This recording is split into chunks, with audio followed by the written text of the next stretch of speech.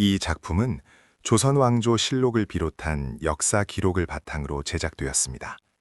다만 인물의 대화와 내면 심리는 드라마 구성을 위해 각색되었음을 밝힙니다.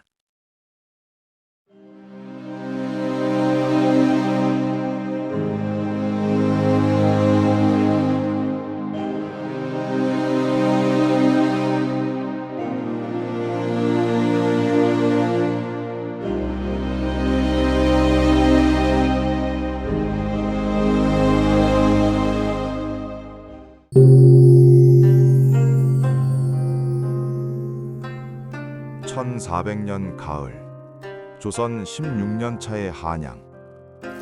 청계천을 가로지르는 새 다리 광통교가 완공되었습니다. 사람들은 이 다리의 돌이 유난히 매끄럽고 무늬가 아름답다고 칭송했지만 그 누구도 알지 못했습니다. 이 돌이 불과 12년 전까지 한 여인의 무덤을 지키던 성물이었다는 사실을요. 그 여인의 이름은 신덕 왕후 강씨, 조선을 세운 태조 이성계의 두 번째 아내이자 조선 최초의 왕비였습니다. 하지만 그녀의 무덤은 파괴됐고 그 성물은 사람들이 밟고 지나가는 다리의 주춧돌이 되었습니다. 왜 한 왕비의 무덤이 이렇게 참참하게 훼손되었을까요? 그 비극의 중심에는 한 남자와 두 여인, 그리고 왕권을 둘러싼 아들들의 처절한 싸움이 있었습니다. 이제 그 이야기를 시작하겠습니다. 조선 건국의 영광 뒤에 감춰진 두 왕후의 엇갈린 운명과 복수의 역사를.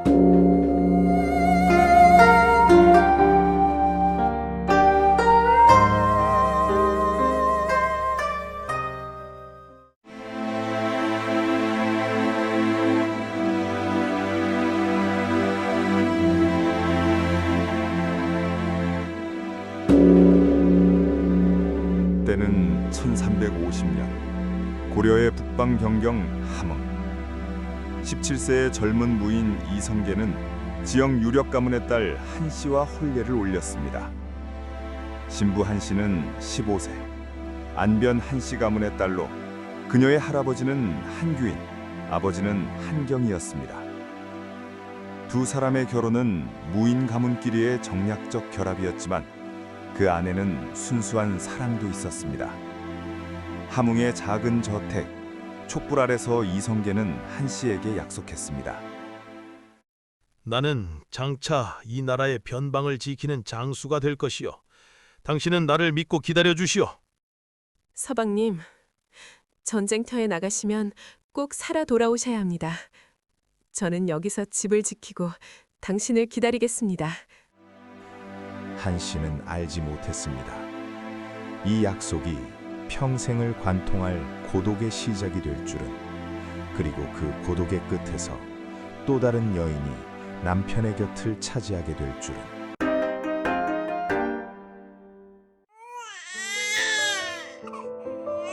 (1354년) 한씨는 첫 아들 방우를 낳았습니다. 그리고 이후 27년 동안 5명의 아들을 더 낳았습니다. 둘째 방과 1357년, 셋째 방의 1360년, 넷째 방간 1364년, 다섯째 방원 1367년, 막내 방연 1381년, 여섯 아들. 한씨는 이들을 홀로 키웠습니다. 남편 이성계는 전쟁터를 떠나지 않았고, 한씨는 함흥의 저택에서 아이들을 돌보며 기나긴 세월을 견뎌냈습니다. 어머니, 아버지는 왜 집에 안 오세요? 다른 집 아버지들은 다 집에 있는데. 아버지는 나라를 지키고 계신단다. 우리가 안전하게 살 수 있는 것도 아버지가 변방에서 싸우고 계시기 때문이야. 방원아, 너는 아버지처럼 강하고 의로운 사람이 되어야 한다. 네, 어머니. 저도 아버지처럼 강한 사람이 될게요. 한씨는 아들에게 강인함과 충성을 가르쳤습니다. 그 가르침은 훗날 방원의 가슴속에 깊이 새겨져 그를 역사의 중심으로 이끌게 됩니다. 하지만 그것은 비극의 씨앗이기도 했습니다.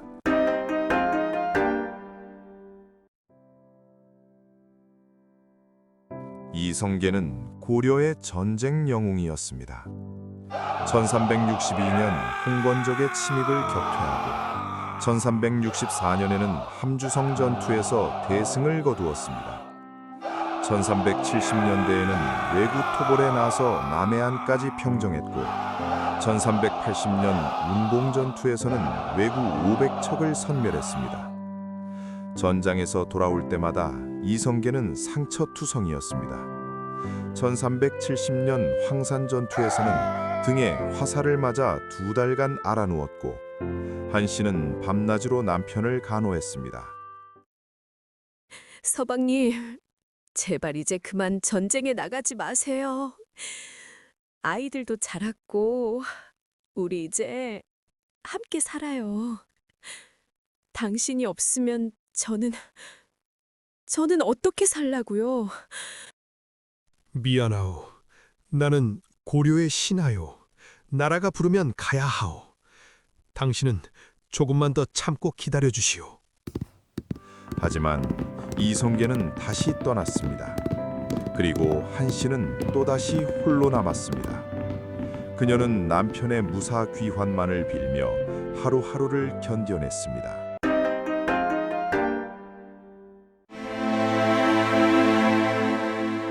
(1388년 5월) 고려 조정은 요동정벌을 결정했고 이성계는 우군 도통사로 출정했습니다.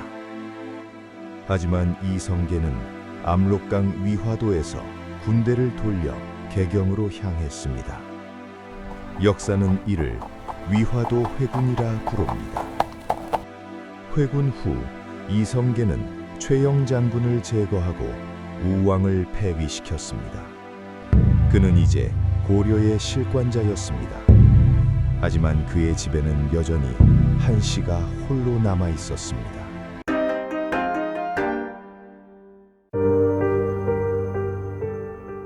(1390년) 함흥. 한씨는 홀로 남겨진 집에서 세월을 보내고 있었습니다.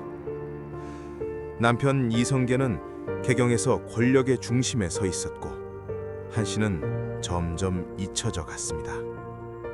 한씨는 손자들과 시간을 보내며 마음의 위안을 찾았습니다. 하지만 그녀의 마음 한편에는 항상 공허함과 불안이 자리 잡고 있었습니다. 아이들이 자라면서 나를 닮아갈까 아니면 저 사람을 닮아갈까. 나는 그저 이 집을 지키는 것밖에는 할 수 있는 것이 없구나.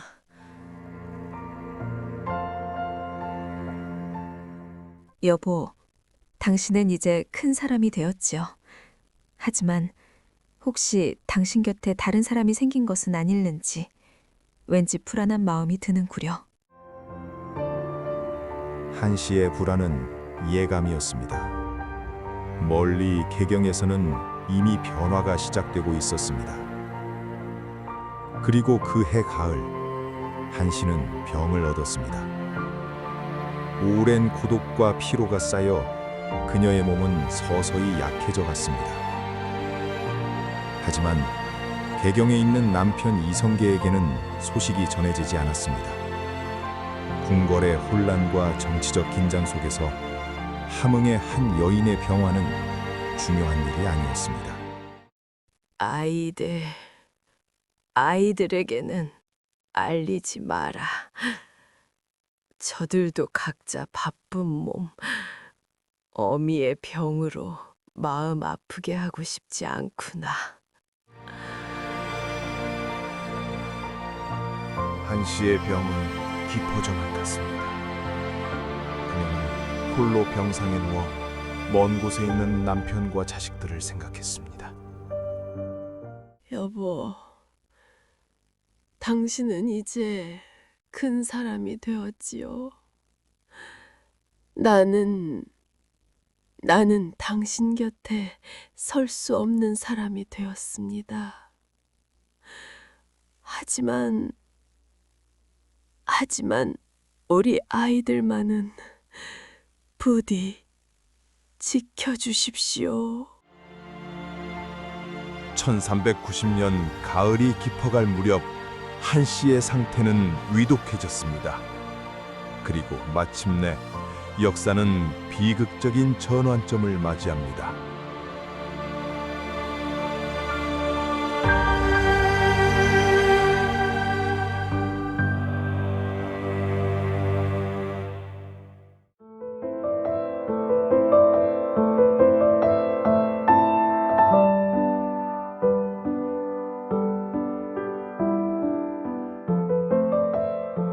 때는 1370년대 중반. 개경에서 전쟁 영웅으로 떠오른 이성계는 고려 귀족 사회의 중심에 서게 되었습니다. 그리고 그곳에서 한 여인을 만났습니다. 그녀의 이름은 강씨. 강씨는 곡산 강씨 가문 출신으로 아버지는 판서 강윤성이었습니다. 그녀는 20대 초반의 나이로 아름답고 지적이며 정치적 감각이 뛰어난 여인이었습니다. 강씨는 이성계를 처음 만난 자리에서 대담하게 말했습니다.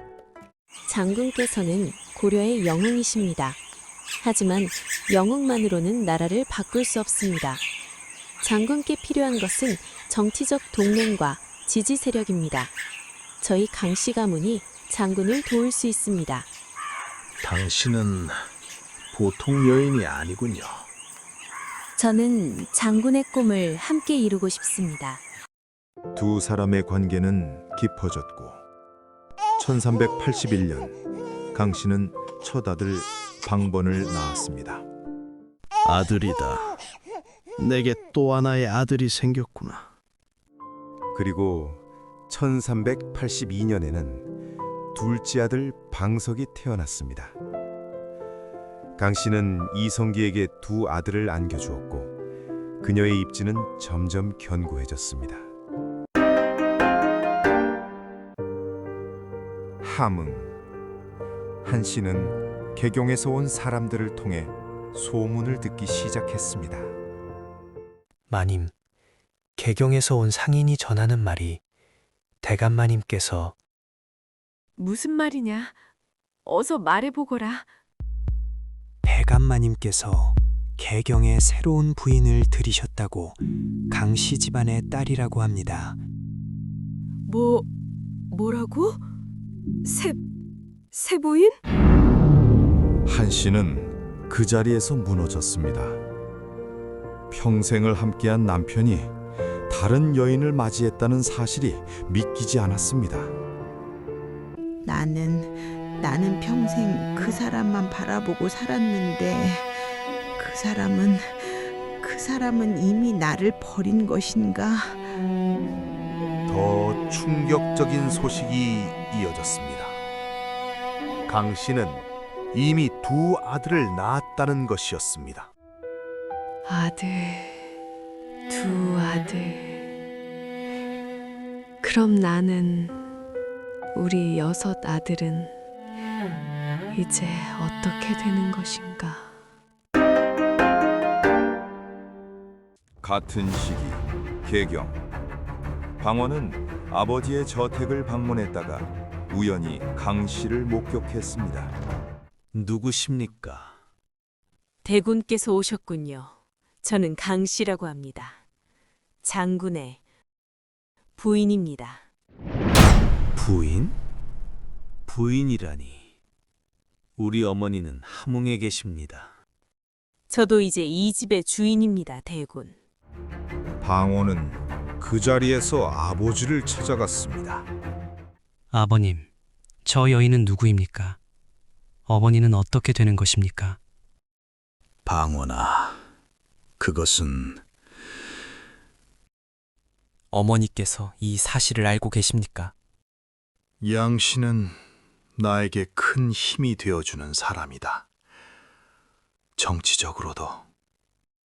정치적으로 그래서 어머니를 버리신 것입니까? 방원은 그날 즉시 함흥으로 향했습니다. 어머니에게 이 사실을 전해야 했습니다. 함흥. 방원이 도착했을 때 한씨는 이미 소문을 통해 모든 것을 알고 있었습니다. 어머니, 제가 늦었습니다. 방원아, 네가 왜 늦었다고 하느냐. 이미 오래전에 끝난 일이었구나. 어머니, 아버지께서 어찌 그러실 수가 있습니까? 저희가 직접 가서 아니다. 아니야. 너희는 아버지를 원망하지 마라. 그분도 혼자 외로우셨을 것이다. 어머니는 왜 항상 그분만 생각하십니까?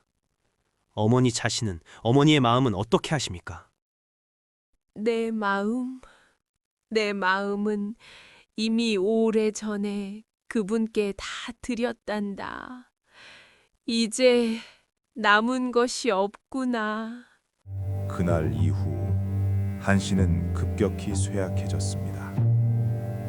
마음의 병이 몸의 병으로 번진 것입니다.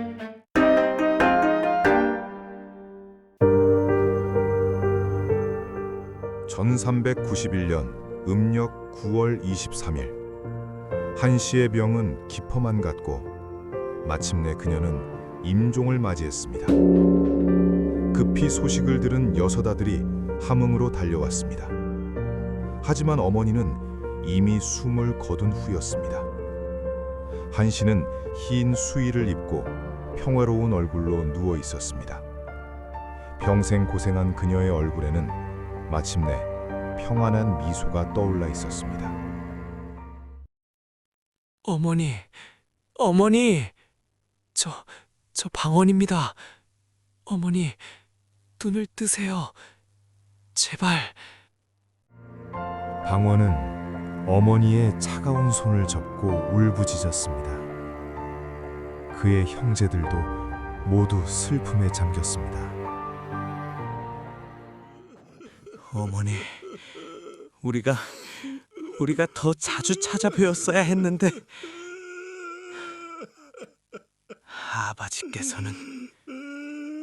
아버지께서는 어디 계신가?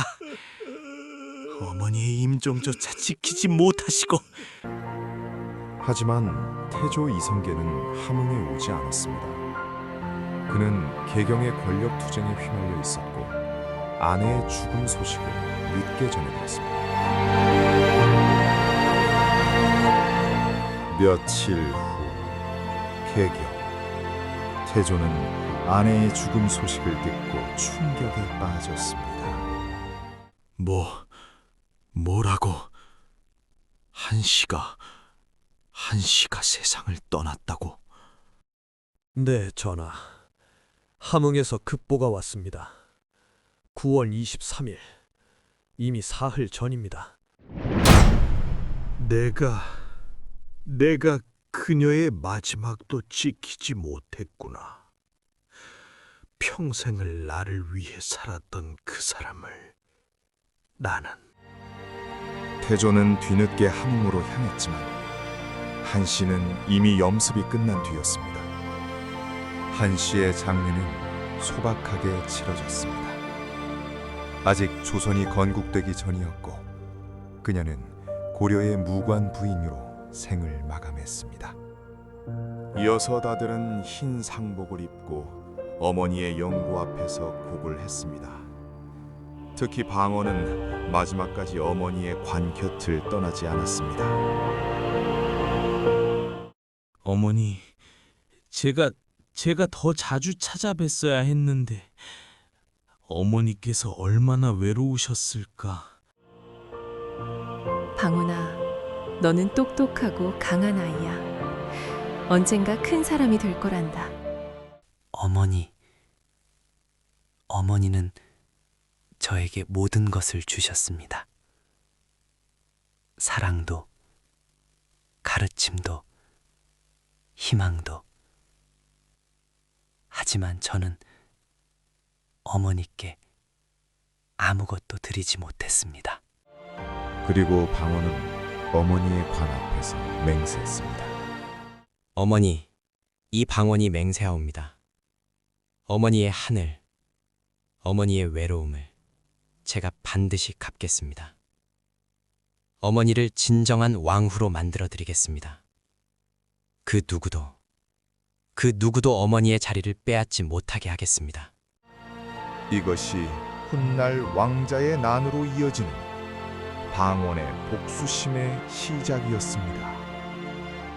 한씨는 함흥 근처 야산에 조용히 묻혔습니다. 무덤은 소박했고 화려한 성물도 없었습니다. 하지만 6 아들의 진심 어린 슬픔이 그곳에 가득했습니다. 장례를 마친 뒤 6 형제는 서로를 껴안고 울었습니다. 형제들이여, 우리는 어머니의 아들들입니다. 우리는 결코 어머님을 잊어서는 안 됩니다. 절대 잊지 않을 것이다. 그리고 어머니를 슬프게 만든 자들도 절대 잊지 않을 것이다. 함흥을 떠나는 방원의 눈빛은 예전과 달랐습니다. 슬픔 속에 차가운 분노가 자리 잡고 있었습니다. 그리고 개경으로 돌아온 형제들을 기다리고 있던 것은 새로운 여인의 등장이었습니다.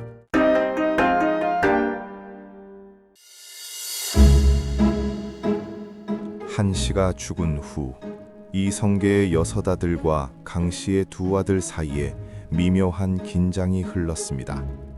특히 방원은 강씨를 보는 눈빛이 차가웠습니다. 저 여인이 우리 어머니를 슬프게 만들었다. 그리고 이제 저 여인은 자신의 아들을 세자로 만들려 하고 있다. 나는 절대 그것을 허락할 수 없다. 방원의 형 방간도 야심이 있었습니다. 그는 넷째 아들로서 방원보다 서열이 위였고 스스로를 왕위 계승 후보로 생각하고 있었습니다. 형제들 사이에 균열이 생기기 시작했습니다.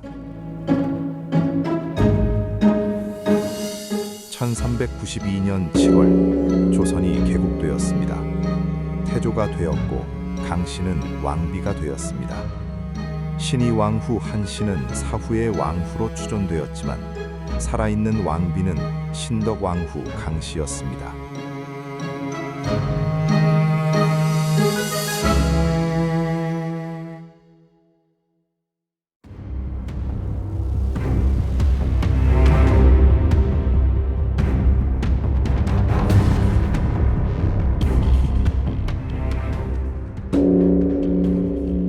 (1392년 7월 17일) 이성계는 조선의 초대 왕으로 즉위했습니다. 새 나라의 이름은 조선. 고려를 무너뜨리고 세운 새 왕조였습니다. 즉위식이 끝난 후 태조 이성계는 강씨를 왕비로 책봉했습니다. 강씨는 신덕왕후라는 존호를 받았고 조선 최초의 왕비가 되었습니다. 한편 이미 세상을 떠난 한씨는 신의 왕으로 추존되었습니다. 하지만 그녀는 살아서 왕비의 영광을 누리지 못했고 오직 사후에만 인정받았을 뿐입니다. 책봉식 날 신덕왕후 강씨는 화려한 왕비복을 입고 궁궐에 섰습니다.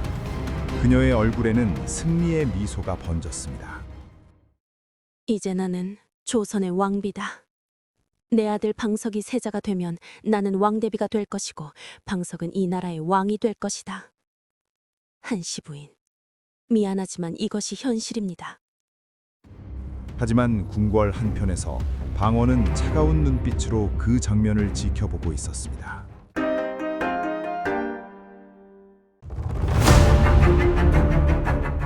조선이 개국된 지 한 달 후 태조 이성계는 세자를 정해야 했습니다. 전통적으로는 적장자인 방우가 세자가 되어야 했지만 방우는 이미 나이가 많았고 건강도 좋지 않았습니다. 태조는 신하들과 비밀 회의를 열었습니다. 그 자리에는 정도전, 남은, 그리고 신덕왕후 강씨가 함께했습니다. 전하, 세자는 어려야 합니다. 나라를 새로 세우는 데는 오랜 시간이 걸립니다. 젊은 세자를 세워 전하께서 친히 가르치시오 조선의 기틀을 확고히 다져야 합니다. 그렇다면 누가 적합한가? 전하, 방석은 아직 어리지만 총명하고 온화합니다. 전하께서 가르치신다면 훌륭한 세자가 될 것입니다. 방석대군은 적합한 후보입니다. 어리기에 새로운 조선의 이념을 온전히 받아들일 수 있습니다. 태조는 고민 끝에 결정을 내렸습니다. 1392년 9월 막내 방석을 세자로 책봉한다고 선포했습니다.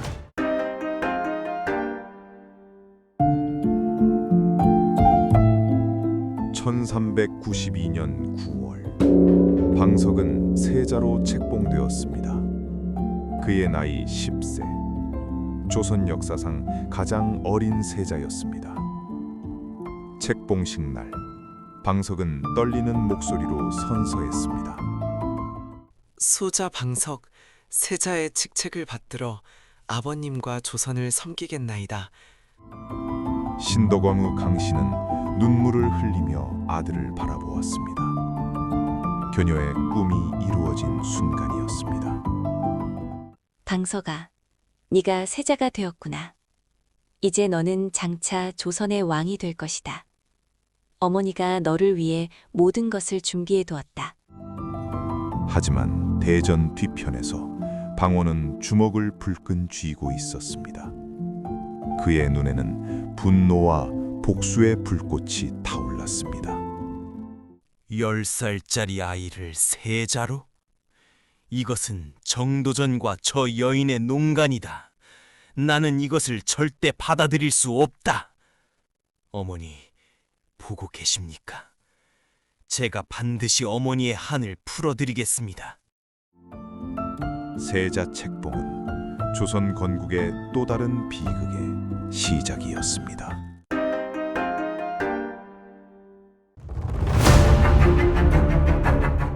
세자가 책봉된 후 왕자들과 정도전 사이에 심각한 갈등이 생겼습니다. 쟁점은 사병 폐지 문제였습니다. 정도전은 왕권 강화를 위해 왕자들의 사병을 폐지하고 중앙군대를 창설하고자 했습니다. 하지만 방원과 방가는 자신들의 무력 기반인 사병을 유지하려 했습니다. 대군들께서는 사병을 조정에 귀속시키셔야 합니다. 새 나라에서 왕자들이 사병을 거느리는 것은 혼란의 씨앗입니다. 정정승, 사병 폐지는 결국 우리 형제들의 힘을 빼앗으려는 것 아니오. 어린 세자를 지키기 위해 우리를 무력화하려는 속셈이지. 대군, 조선은 법치의 나라입니다. 개인의 무력이 아니라 법과 제도가 나라를 지킵니다. 법과 제도, 결국 당신들이 만든 법과 제도일 뿐이오. 갈등은 깊어졌고 방원은 은밀히 사병을 증강했습니다. 그는 언젠가 정도전과 한판 승부를 벌일 것을 예상하고 준비하고 있었습니다.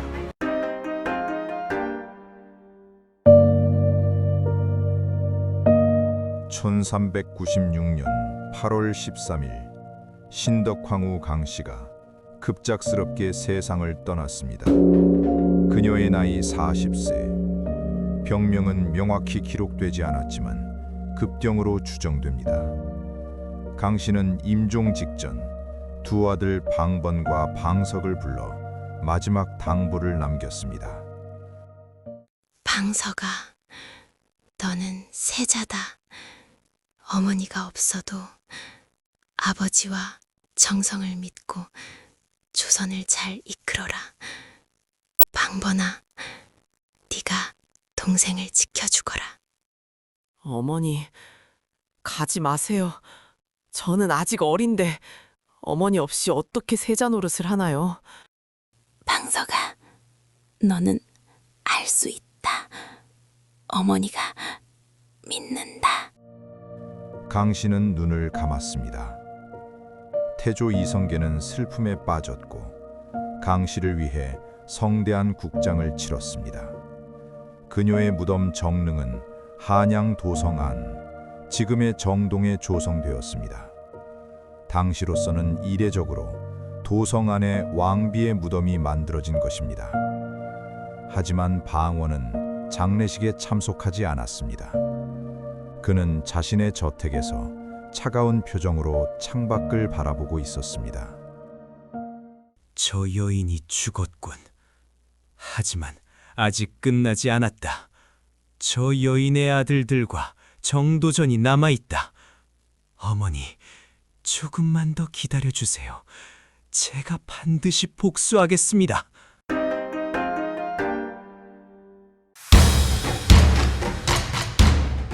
(1398년 8월 25일) 밤, 방원은 형제 방간과 신복들을 모아 비밀 회의를 열었습니다. 이날 밤, 조선의 운명이 결정되었습니다. 내일 새벽, 우리는 정도전과 그 일당을 제거한다. 그리고 세자를 폐위시킨다. 이것은 어머니 신의 왕후를 위한 복수이자 조선을 바로 세우기 위한 일이다. 형님, 나도 함께하겠어. 정도전 일당은 우리 형제를 무시하고 어린 세자를 앞세워 권력을 독점하고 있어. 형님, 내일 이후에 조선의 운명은 바뀝니다. 우리는 돌이킬 수 없는 강을 건너는 것입니다. 각오하십시오. 그날 밤, 방원은 어머니 한씨의 영정 앞에 무릎을 꿇었습니다. 어머니, 제가 약속을 지키지 못해 죄송합니다. 형제를 사랑하라 하셨지만 저는 그럴 수 없습니다. 어머니를 슬프게 한 자들에 제가 반드시 응징하겠습니다. 지켜봐 주십시오. 밤이 깊어갔습니다. 한양의 별들은 차갑게 빛났고 내일 새벽에는 비가 흐를 것이었습니다.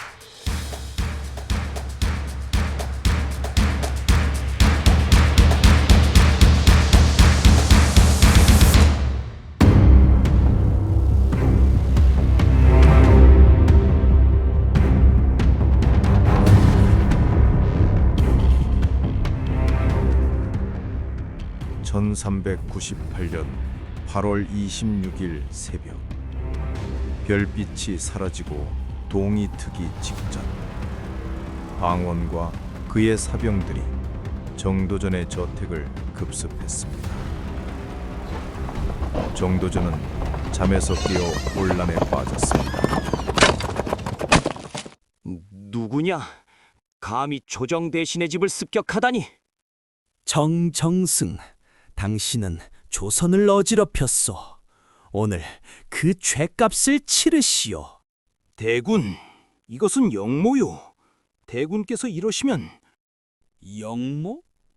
영모는 당신이요.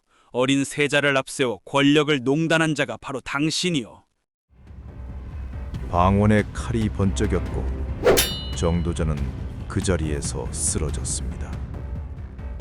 함께 있던 남은 심효생 등도 모두 살해되었습니다. 조선을 설계한 천재 정치가 정도전.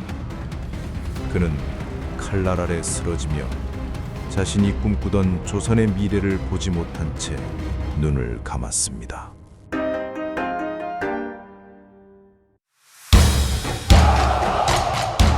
같은 날 아침, 방원의 병사들은 세자궁으로 향했습니다. 방석과 방번은 아직 상황을 모르고 있었습니다. 방석은 책을 읽고 있었고 형 방번은 궁궐 정원을 거닐고 있었습니다. 그때 무장한 병사들이 들이닥쳤습니다. 형님, 무슨 일이에요? 왜 군사들이... 방석아, 내 뒤에 숨어라. 방번, 방석, 너희는 역적의 자식들이다. 조용히 따라오너라. 형님, 저는 잘못한 것이 없습니다. 잘못은 너희 어머니가 했다. 그리고 이제 그 대가를 치를 때다. 두 형제는 체포되어 끌려갔습니다. 신덕 황후의 친정 강씨 가문 사람들이 달려와 울부짖었지만 소용없었습니다. 대군, 아이들은 아직 어립니다. 제발 용서해 주십시오. 이미 늦었소.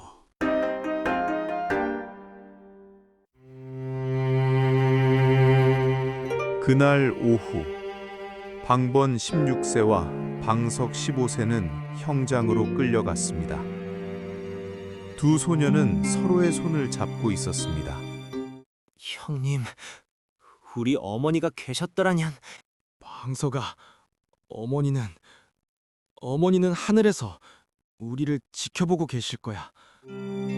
방원은 형장을 지켜보았습니다. 그의 얼굴은 무표정했고 눈빛은 차가웠습니다. 어머니, 이것이 제가 할 수 있는 전부였습니다. 용서하십시오. 칼이 번쩍였고 두 어린 왕자는 그 자리에서 죽음을 맞았습니다. 하늘에서 까마귀가 울었고 바람이 형장을 스쳐 지나갔습니다. 조선 최초의 세자 방석 그리고 그의 형 방원, 이들은 권력 투쟁의 희생양이 되어 16세와 15세의 나이에 역사 속으로 사라졌습니다.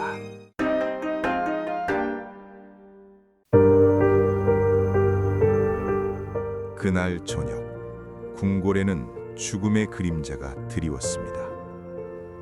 태조 이성계는 두 아들의 죽음 소식을 듣고 무너졌습니다. 내가 내 아들들을 내 손으로 죽인 것이나 다름없구나. 내가 왕이 되려고 이런 비극을 만든 것인가. 태조는 며칠간 식음을 전폐하고 방에 틀어박혔습니다. 그는 신덕왕후 강씨의 옷을 껴안고 울었습니다. 강씨, 당신이 먼저 가서 다행이요. 이 참혹한 광경을 보지 않아서 방석이와 방번이가 우리 아들들이. 태조는 더 이상 왕위에 집착하지 않았습니다. 1398년 9월 그는 둘째 아들 방과에게 왕위를 물려주고 상왕으로 물러났습니다. 조선 개국 6년 만의 일이었습니다. 태조는 한양을 떠나 함흥으로 돌아갔습니다. 그곳에는 첫 번째 아내 한씨의 추억이 남아 있었습니다. 그는 홀로 함흥에서 여생을 보내며 자신이 잃어버린 모든 것을 후회했습니다.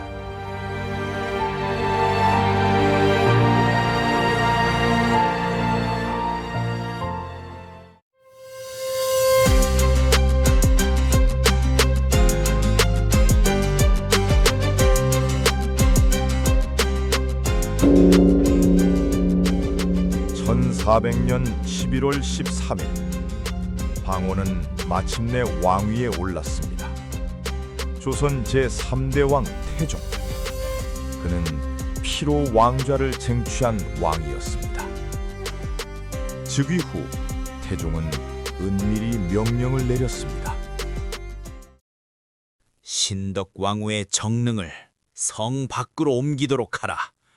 그리고 그 무덤의 성물은 다리를 만들어 백성들이 밟고 다닐 수 있도록 하라. 전하, 그것은 왕비의 무덤인데. 신덕왕후는 나의 어머니가 아니다.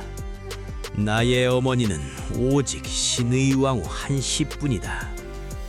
명령을 수행하라.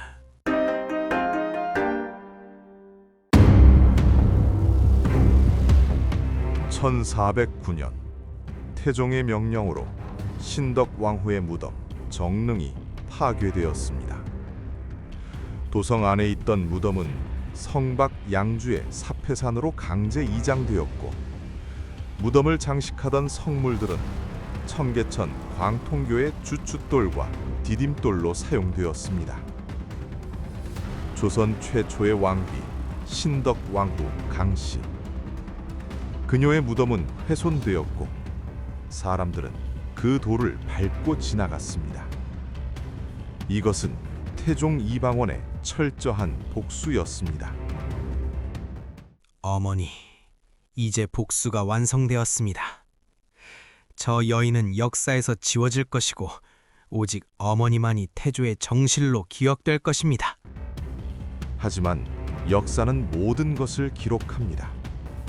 신덕 왕후의 존재는 지워질 수 없었고 그녀의 비극은 조선 역사에 깊은 상처로 남았습니다.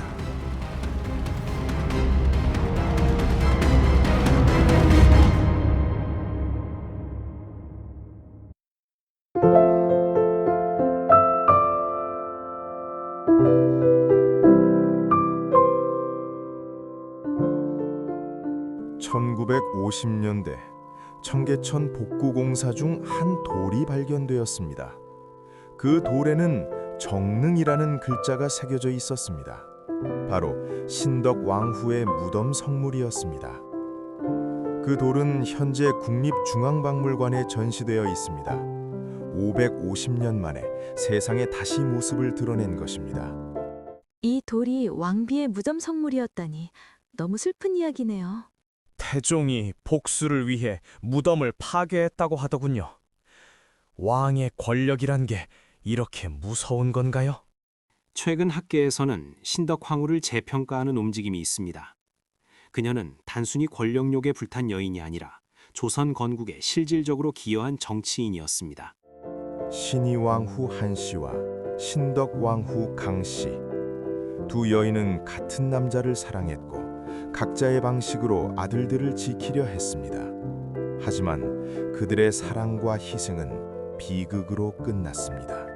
만약 한씨가 조선 개국을 보았다면, 만약 강씨가 더 오래 살았다면, 만약 두 여인이 서로를 이해할 수 있었다면 역사는 달라졌을까요? 우리는 여전히 이 질문 앞에 서 있습니다. 권력과 사랑, 복수와 용서, 승자와 패자, 무엇이 진정 중요한가를 조선의 두 왕후, 그들의 이야기는 오늘도 우리에게 묻습니다. 당신이라면 어떻게 하겠습니까?